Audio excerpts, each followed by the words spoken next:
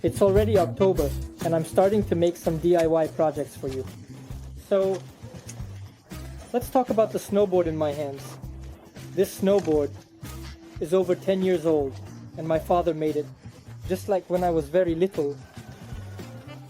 About 12 years old, this snowboard is definitely made of beech. You see, here it is curved, this side is curved, and this side of it is curved a little bit. I freestyled, jumped, and turned on it. Yes, it turned out to be heavy. Well, no one else has it. I was the only one who didn't have this because I live in a village, and I was simply the king of the hill as soon as the guys learned to ride it. I did what I wanted. They made mine literally in a few days in the winter in the cold because I really wanted to. But we won't repeat the mistakes. I'll tell you about it right now. How to make a snowboard so you can start getting ready for it. Getting ready for winter, getting ready for rides, etc. As you can see here, this is how the board is bent. I'll tell you all about how it's bent and a bit about how it's reinforced here. This pad also has rubber here to prevent it from slipping. Well, I don't know. I rode it with one person, two people, even sitting down with my butt on it while coming down the hill. Of course, the fastening was just great. They made the most ordinary ones, but the most effective. We'll talk about this a little bit later. I rode it again last year, so I'm already weighing 80 kilograms. So basically I rode it. Well, of course, with age it couldn't hold up and the back edge chipped a bit. I wanted to glue it back, but then I lost it and didn't do anything. This edge of the board chipped a little, but it's not a big deal, I thought. Let it be. It doesn't really affect its performance too much. It won't be too much, but it does affect its characteristics.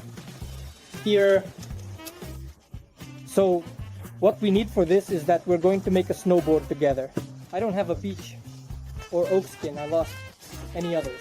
I only have pine. We will make pine. Here I have a board 20 centimeters wide. And 1.5 centimeters thick. We will make it from it. You can do it using the same principle that I'm going to use now with any other board. Be it beech plywood. If you have it, what kind of plywood is there? You will get 2 centimeters of toast. You can also try to make some from it.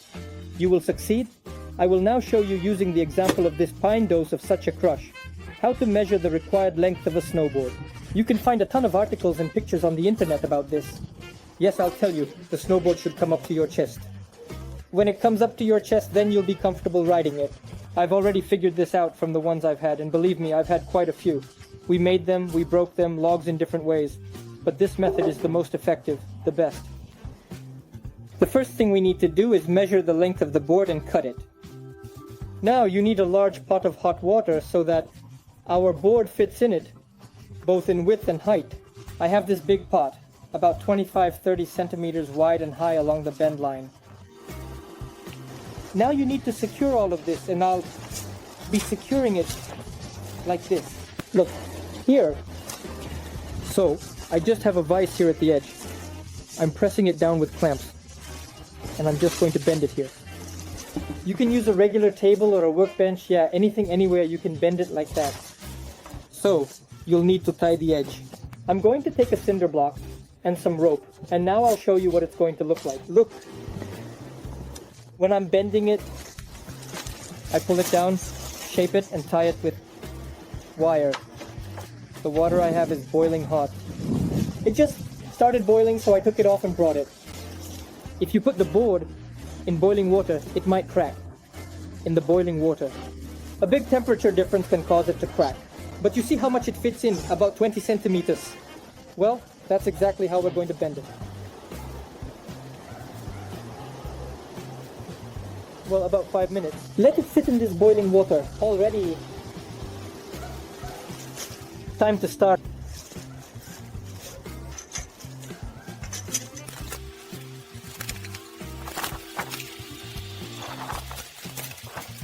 It turns out that it's wet here. The bending line further.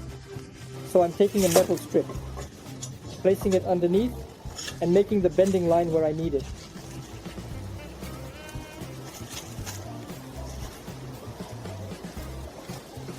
You can already see that the board has started to bend at this angle. I'm now doing this for the full effect. I'm going to pour a little more boiling water on top.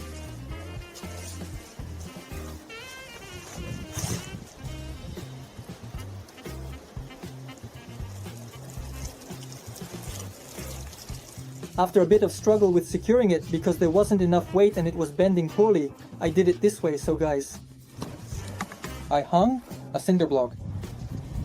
Here it is in the air. Another cinder block on top. Bricks at the bottom. And I set it all up at an angle because it wasn't secured tightly for me. And now look at the angle it has. That's a good angle. Look at that angle. Now everything is as it should be. The main thing, guys, is to make sure that right here at the bend it doesn't crack. You don't want to overdo it, and you see it's bending nicely now. I moved it a couple of centimeters, so the heel is a bit further from the edge, which reduces the load. Let it stay like this and hold for, I don't know, definitely a day or two to dry. So, it's been 2 days for me. Here's our snowboard board in the same spot. Now we're going to pull it out.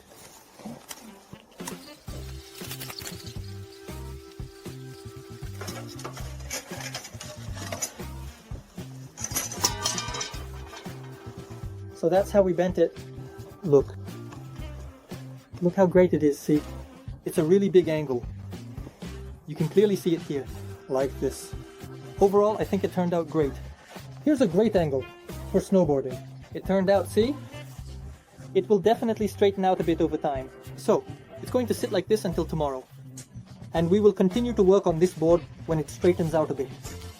We're going to glue them together and make rounded edges. And if you want, you can also bend the other edge a little bit. But I won't toss it, it will stay as is. I only have this edge bent because I already have a snowboard with 2 bent edges. Guys, another day has passed for me. And here's the bend we ended up with, see? Now we will need some tools at this stage. And right now we will need a jigsaw. If you don't have an electric one, you can use a manual one and cut it by hand. So, I used a lid, like this one, from some bucket, I don't know. I just placed the lid and traced it with a marker. I ended up with a semicircle here, and also a semicircle at the bend. I just placed it, traced it, and now my task is to cut out these edges.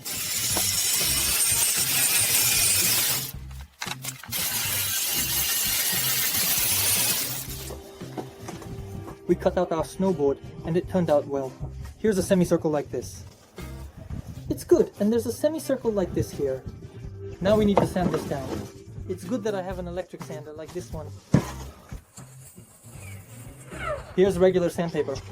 You can use regular sandpaper or any other method to sand it down. I will only sand the edge that we will be riding on, so I won't sand the top part where the feet are placed. To avoid losing our thickness and to have some roughness here, it would be easier to hold it in your hands. And now I will sand the bottom edge, where we will be riding.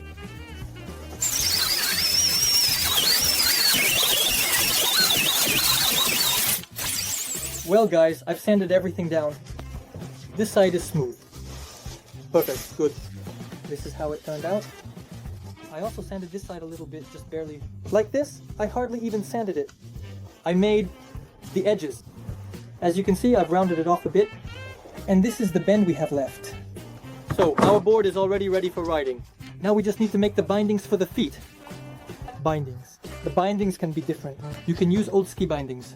You can come up with your own bindings, but I went with a vine, like I made for myself. I often lost track of my snowboarding because I jumped on it.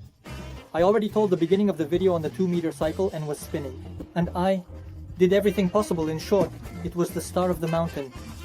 Here. Then... So, as I did, look here, I just have a thick cord. A thick rope like this. And you just put your foot under it and everything is very comfortable. It was very good. Here we will do exactly the same thing now. Don't eat this cord. Here it is. Such a sleeve. Some kind of, I don't know what kind of rope this is. Where do you get dog leashes? Such green thick ones. You can make them from them. So, we only need a little bit of this cord. And now we're going to mark our new board here and here, figuring out where to place the feet. So, it's more comfortable for me to stand on the left side, so I'm making the binding for the left side. Well, that's roughly how I position myself on the board with my feet. Slightly. It's more comfortable when they're not perfectly straight, but rather a bit angled like this. But this is roughly how I'm going to make the bindings, although I can change it all later in the process, and I'm outlining it with a marker. I'm making a little bit a small strip here and here. Now we stand up and we have the imprints of our feet. More precisely, a screwdriver and self-tapping screws so that they do not go right through our side. We need to pick out some short self-tapping screws. Now we will screw our fasteners together. For the feet, we're not attaching it in the center of the board. I'll show you, but rather shifting it a bit forward so that the heel has some movement. And here, it turns out, is about 3/4 of the way. That's the middle of the board. And here it's cool. So friends, I'm going to screw in our binding with 3 screws on each side. 3 here, 3 here, and here. We have, you see, nothing at all came out. Everything is great. Everything is fine. Here we have a fastening holder. We screw the second one under the second leg. Well, now we just need to try on our mount.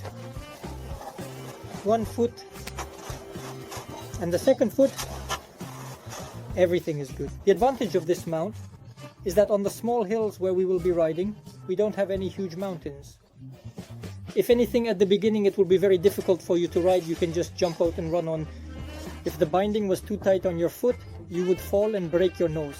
With a no-board, tumbling over the jump, and this way it will keep going. You just jump off and that's it. The board is small and maneuverable. If you want, you can also bend the second edge. Just like here, this edge is bent. You don't need to bend it too much. It's enough to have a good binding down. We did a good job sanding. The board turned out pretty nice. For us, the city, you can also do the same on this board as I did on this heavy, big one. Look, where the feet are, the straps are positioned to stand better, and the nose is reinforced.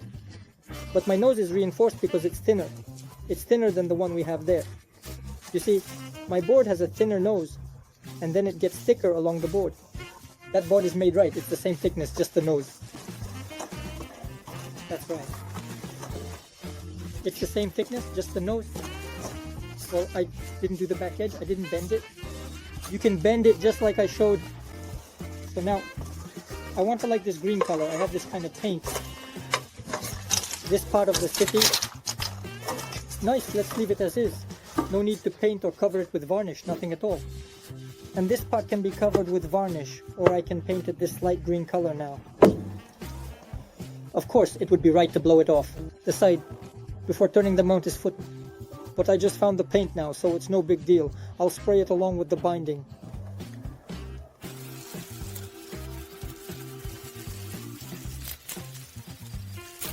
It's turning out to be such a beauty. I also have this black paint and this edge. I want to make it black. And the next day, when the paint dried, we got a snowboard like this. Guys, it will ride great when it snows, when it's winter. I'll definitely shoot another video and show you how I ride it, friends. Now, if you liked it, give it a like and subscribe to the channel. I worked hard for you. Actually, I have a really big channel with a lot of videos on different topics. Friends, you here? You'll definitely like it. Come in, subscribe, and check it out. I'm waiting for your comments. Good luck to everyone. Bye for now.